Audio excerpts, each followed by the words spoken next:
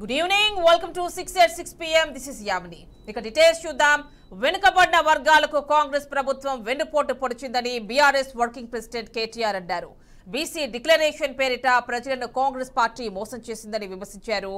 ఏడాది క్రిందట BC declaration పేరుతో కాంగ్రెస్ చాలా హామీలు ఇచ్చిందని గుర్తు చేశారు.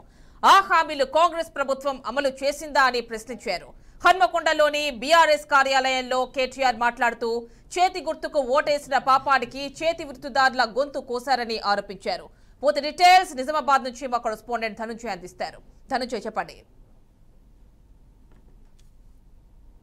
ప్రస్తుతం మనం చూస్తున్నాం కాంగ్రెస్ పార్టీపై, కాంగ్రెస్ ప్రభుత్వంపై, రేవంత్ రెడ్డి ప్రభుత్వంపై తీవ్ర స్థాయిలో మా working president, TRS working president KTR విమర్శలు అసలు చేస్తున్నారు. ఇప్పటికే కాంగ్రెస్ ప్రభుత్వం సంవత్సర కాలంలో చేసింది ఏమీ లేదని చెప్పి తీవ్ర స్థాయిలో విరుచుకుపడుతున్న పరిస్థితి మనం చూస్తాం. ఎందుకంటే హన్మకొండ జిల్లాలోని పార్టీ కార్యాలయంలో ఏర్పాటు చేసిన సమావేశంలో ఆయన ప్రభుత్వం చేపడుతున్న సంక్షేమ పథకాలపై తీవ్ర స్థాయిలో ధ్వజమెత్తిన పరిస్థితి చూస్తాం. ఎందుకంటే డిక్లరేషన్ పేరుతో ప్రభుత్వం కాలయాపన చేస్తూ ప్రజలను మోసం చేస్తుందని చెప్పేసి తీవ్ర స్థాయిలో ఆయన విమర్శలు చేశారు. ఎందుకంటే డిక్లరేషన్ అనేది కేవలం కాంగ్రెస్ అనేక హామీలలో భాగంగానే ఈ రోజు చేసిందని చెప్పారు. ఎందుకంటే ఏదైతే చేతి వృత్తులకు ఓటేసిన వారికి, ఏదైతే పాపానికి చేతి వృత్తుల వారికి ఎలాంటి ఉపయోగం లేకుండా ఈరోజు ఇబ్బందుల పాలు చేస్తున్న పరిస్థితి కాంగ్రెస్ హయాంలో తలెత్తుతున్నాయని చెప్పి చెప్తున్నారు. ఈ విధంగా చూస్తుంటే రేవంత్ రెడ్డి ప్రభుత్వం రాగానే రైతు బంధుతో పాటు దళిత బంధు పథకాలు పూర్తి స్థాయిలో ఆగిపోయాయని చెప్పారు. ఎందుకంటే ప్రభుత్వం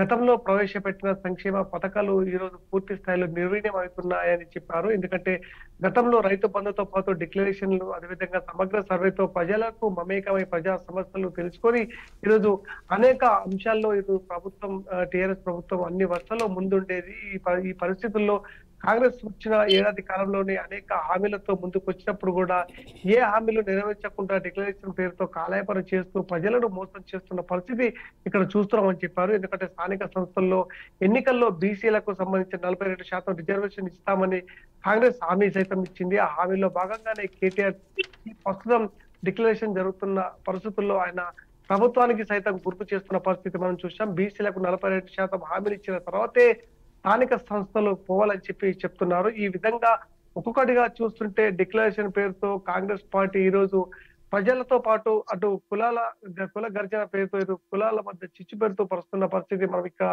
స్పష్టంగా చూసాం. ఎందుకంటే కేంద్రంలో దశాబ్దాలుగా అధికారంలో ఉన్నప్పుడు కూడా కాంగ్రెస్ ప్రభుత్వం బీసీలకు మంత్రిత్వ శాఖను సైతం కేటాయించలే.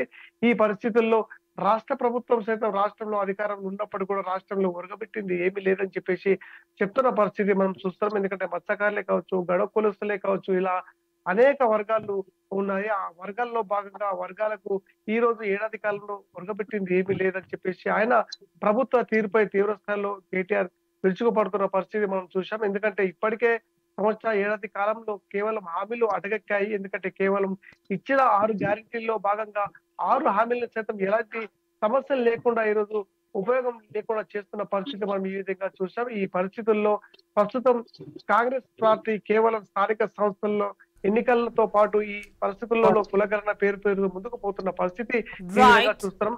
42% బీసీలకు డిక్లరేషన్ ఇచ్చి స్థానిక సంస్థలు ముందుకు పోవాలని చెప్తున్న పరిస్థితి మనం కనబడుతుంది మనకు యామిని.